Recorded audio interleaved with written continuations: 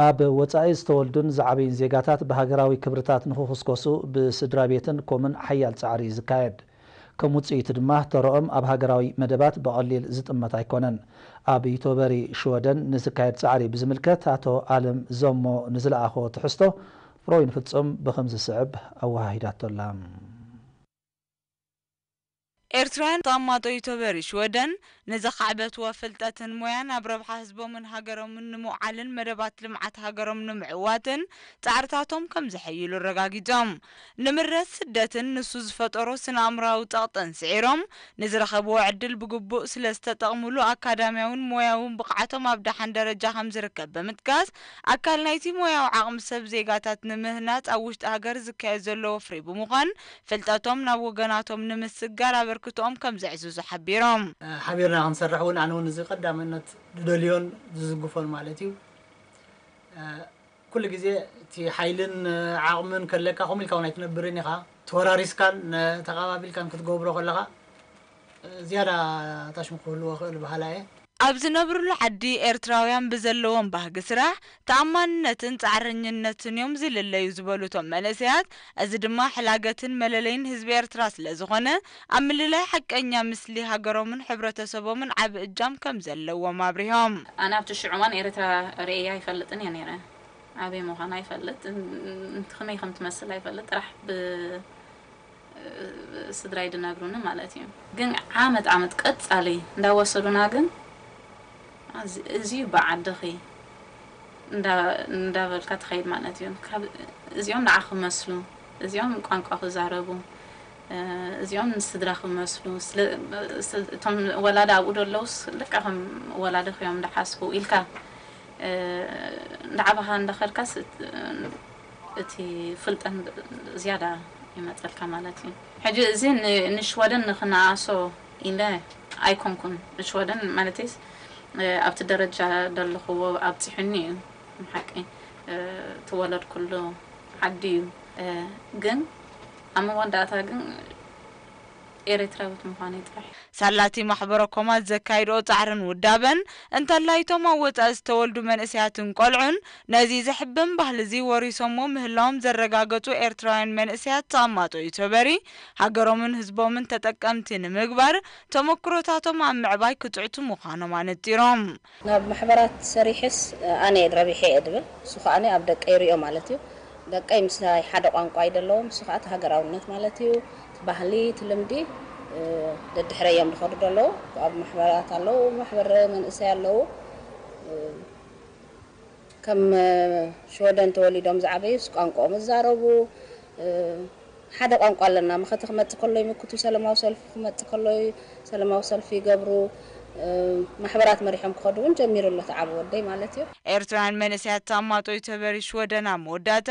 ኣብ ምቕላስን ምሕብሓብን መንእስያት ኣበርክቶ ኩለን ማሕበራውያን ሓይልታት ዝምስገን ምዃኑ ብምሕባር ነዚ ባይታ እዚ ብምጥቃም ምስቲ ኣብ ውሽጢ ሃገር ተጠሪ ዘሎ ሞያውን ትምህርታውን ተመክሮታት ብምውሃድ ኩሎም ዜጋታታት ዝሕበኑላ ምዕብልትን ዘይትድፈርን ኤርትራ ንምህናፅ ከም ወትሩ ድልዋት ምህላዎም ደጊሞም ቃላትዮም አገራዊ ማሕበር ሓርበኛታት ስንኩላን ኩናት ኤርትራ ጨንፈር ዞባጋሽ በርካ ስንኩላን ነብሶም ክኢሎም ኣፍራይነቶም ዘዕብይሉ ባይታ ንምጥጣሕ ብዝለዓለ ደረጃ ጻዕርታቱ ከም ዝሕይል ኣብ ከተማ ባረንቱ ኣብ ዘካየዶ ዓመታዊ ግምጋም ገሊጾም ኣብቲ ኣኼባ እቲ ጨንፈር ናይ ኣሰራርሓ ለውጥን ምግባር ኣብ ምሕያል ውዳበ ኣባላት ምብርባር ንጥፈታት ኣብያተ ጽሕፈት ዞባን ንኡስ ጨናፈረን ምክያድ ጓስጓሳትን ገምጋማትን ምሕያል መደብ ምጥያስ ስንኩላን ብንኡስ ፕሮጀክትታት ልቃሕ ምድንፋዕን ምክትታልን ናይ ተራድኦ ትካላት ምዕባይ ኣታዊታት ማሕበር ምክያድ ስልጠናታትን ካልኦት መደባትን ብምትኳር ይንቀሳቐስ ምህላው በሪሆም ሓላፍቲ ጨንፈር ኣቶ ሽመንዲ ወልደ ገርግሽ ኣብ ዘቕረበ ጸብጻብ ኣብ 2014 ኣብ ምድንፋዕ ውዳበን ምርግጋጽ ቁጠባዊ ዕብየትን ስንኩላን ከምኡን ኣብ መደባት ተሃድሶ ምምላስ ዝተዘርግሐ ልቃሕን ምክትታል ጉዳይ ስንኩላን ደቂ ኣንስትዮን ዘተባብዕ ንጥፈት ከም እተሰላሰለ አብሪሆም ስንኩላን ነብሶም ንክኽእሉ ብማሕበር ዝካየድ ዘሎ ጻዕሪ ናይ ህዝቢ መንግስትን ካልኦት ኣካላትን ምድግጋፍን ሓልዮትን ተሓዊስዎ ብጽቡቕ ይሰላሰል ከም ዘሎ ብምሕባር ምስ ምድፋዕ ዕድመን ክብደት ስንክልናን ዝኽሰት ጸገማትን ምፍታሕ መሻርክቲ ምትሕጋዞም ከደንፍዑ ኣዘኻኺሮም አቶ ሽመንዳ አስዒቦ ካብቶም ኣብ 2014 ናብ ዞባ ጋሽ ባርካ ከሰላሰሉ ዝተወጠኑ መደባት እቶም ዝበዝሑ ከም ተተግበሩ ብምጥቃስ ካብ ዝሓለፈ ተመክሮ ብምብጋስ ኣብ 2015 እወታውን ኣሉታውን ሸነኻት ብምግምጋም ዝሓየለ ኣሰራርሓ ንምትእትታው ጻዕርታት ከም ዘካየድ ኣነጺሮም ማእከላይ ቤት ጽሕፈት ሃገራዊ ማሕበር ሓርበኛታት ስንኩላን ኩናት ኤርትራ ሓላፊ ክፍሊ ውዳቤን ሓበሬታን አቶ አብርሃም ክፍለጽን ብጊዱ ኣብቲ ዞባ ዝካየድ መደባት ንምዕዋት ደገፍ ማእከላይ ቤት ጽሕፈት ከም ዘይፍለዮም ብምርግጋጽ ዝተዘርግሐ ልቃሕ ኣብ ግዚኡ ንምምላስ ልዑል ኣቓልቦ ተዋሂቡ ክስራሐሉ ተላብዮም ተሳተፍቲ ብወገኖም ኣብ ምክትታል ዝተዘርግሐ ልቃሕ ዝጸንሐ ኣሰራርሓ ክመሓየሽ ስንኩላን ዘለዎም ዕድላት ንምርዳእ ጎስጓሳት ክካየድ መሻርክቲ ኣካላት ኣብ ዝካየድ ስራሓት ተረኦም ክሕይሉ ዝብሉን ካልኦትን ርእቶታትን ለቦታትን ኣቕሪቦም ኣብ ናዕፋ እትርከብ ሓዳሪት ቤት ትምህርቲ ጻብራን ደቀቲ ከባብን ካብ ዝተፈላለዩ ዞባታት ንዝመፁ ናይ ስድራ ጸገም ዘለዎም ተምሃሮን ዝምስገን ኣገልግሎት ትህብ ከም ዘላ ተምሃሮ ገሊፆም ርእሰ መምህርታ ቤት ትምህርቲ መምህር ተስፋ ዝግደግለል ኣብ ዝሃቦ ሓበሬታ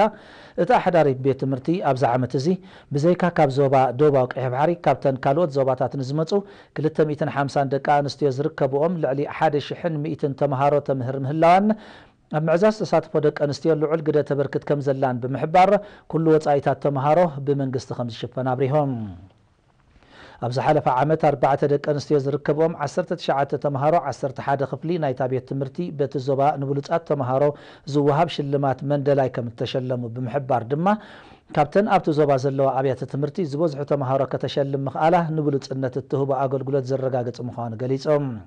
በዓልቲ ሓዳርን ኣደ ቆልዑን ወይዘሮ በኺታ ዑመር ንኤሪና ብዝሃበቶ ሓበሬታ ብሰንኪ መርዓ ኣብ 1991 ሻድሻይ ክፍሊ ምስ በጽሕት ዘቋረጸቶ ትምህርቲ ኣብ 2008 ከም ዘቐጸለቶን ሎሚ ተምሃሪት 11 ክፍሊ ከም ዘላን ጠቒሳ ንኹሉ ከጋጥማ ዝኽእል ብድሆታት እናመከተት ትምህርታ ብዘይ ጸገም ትቕጽል ምህላዋን ንዝለዓለ ደረጃ ትምህርቲ ክትቅጽዕር ምዃናን ገሊጻ ካብ ገዛ መደባይ ንኡስ ዞባ ዓዲ ኋላ ዝመጸ ተምሃራይ ኣማኒኤል ተወልደ ሓደ ካብቶም ብመንገዲ ሚኒስትሪ ዕዮን ሰብኣዊ ድሕነትን ተለልዮም ዕድል ትምህርቲ ከይሓልፎም ኣብዛ ቤት ትምህርቲ ክቕጽሉ ዕድል ዝረኸቡ ጽጉማት ምዃኑ ብምሕባር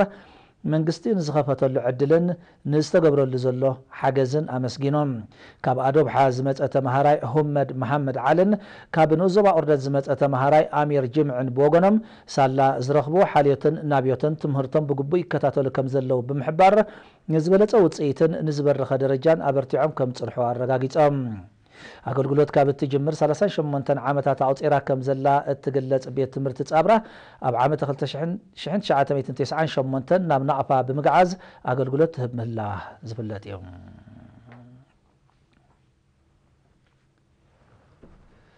ሃገራዊ ማሕበር መንእስያትን ተምሃሮን ኤርትራ ጨንፈር ዞባ ጋሽ ባርካ ስታፌ መንእስያታ ብፖለቲካዊ ማሕበራዊ ቁጠባውን ባህላውን መዳያት ንምዕዛዝ መደባት ሰሪዑ ይሰርሕ ከም ዘሎ ንጥፈታትን ምግምጋም ኣብ ከተማ ኦርደት ኣብ ዝገበረ ኣኼባ ገሊፆም ሓላፍቲ ጨንፈር መንእሰይ ግደ ሰቋር ኣብ ዝሃበ መግለጺ ኣብ 2014 ዘሰላስልዎ ንጥፈታት ብቐንዱ ኣብ ምብራኽ ንቕሓትን ምሕያል ውዳቤታትን ዘተኮረ ምንባር ብምጥቃስ ዝምድና መንእስያት ዞባ ጋሽ ባርካ ምስ መንእስያት ዞባ ከሰላ ናይ ሱዳን ንምድንፋዕ ዝዓለመ ምብፅጻሕ ከም እተኻየደ ሓቢሮም ንተበግሶን መደባትን ሃመተ ዘለዎም ደገፍ ዝገለጹ ኣቦ መንበር ባይቶ ዞባ ጋሽ ባርካ ኣቶ ዑስማን መሐመድ ዓሊ ጸሓፊ ህግደፍ ኣብቲ ዞባ ኣቶ ረዘን ኣዶራይን ሓላፊ ክፍሊ ባህልን ቅርስን ኣቶ በረኸት ተኸስተን ድማ ኣብ ቀጻሊ መንእስያት ዞባ ኩሉ መደያውን ንጥፈታቶም ሓይሉ ኣፍራይነቶም ንኽዓዝዝ ኣብ ዝካየድ ስራሓት ኣበርክቶም ከም ዘዕብዩ ኣረጋጊጾም ተሳተፍቲ ኣብ ዝቐረበ ጸብጻባት ድሕሪ ዘካየድዎ ዘተ ንዝበለጸ ስራሕን ውጽኢትን ዝድርኽ ርእቶታትን ሓሳባትን ኣቕሪቦም ሓላፊ ማእከላይ ቤት ጽሕፈት ሃመተ ኣቶ ዕቑባይ በርሀ ኣብ ዘስምዖ መዛዘ መቓል ዝውጠን መደባት ብዘይ ተሳትፎን ኣበርክቶን መንእሰያት ኣድማዕነት ክህልዎ ስለ ዘይክእል ኩለን ኣካላት መንግስትን ማሕበራትን ንመንእሰይ ማእከል ዝገበረ ስራሓት ክትልማን ከተግብራን ኣዘኻኺሮም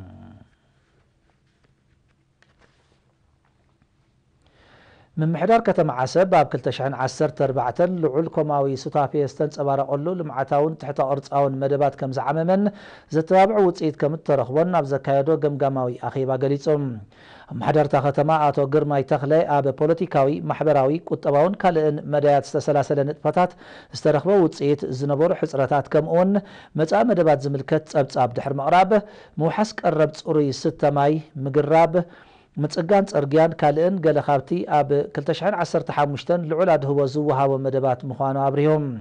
بزي كازي موياو عقم ممعبالن قبر منغستي بقبون باغان مئكابن كابتي بعتب كسرحل استوطن مدبات مخانو بمتقاس امسل سالسته تلمو مدبات عنقاف خوينو تصنح حصرت مسالط يفتح كنا ديلو ازخاخيرهم تساتفتي ابز قربت ابصابات زتن كتعند حر مكياد اب ممحياش من نوابرو حزبي قرب هالختن اغلغلت مغعازيان زتكورو ريتوتاتن حتوتاتن عريبهم أم وداتا أم حدار كتم عسب أتو قرماي تخلي علامات أخيبا وتاون أو تاون قنتات بمقمقام زبر خوتسيت زمزقب سرحات موتان مخوان بمحبار أبزاتينا يازلنا حداس عامت باللجاتات عاكبنا زلعلا بركتو نمقبار سرح وننان منفسنان بمعناي كنبقاسي قباء كبل أسمير اللهم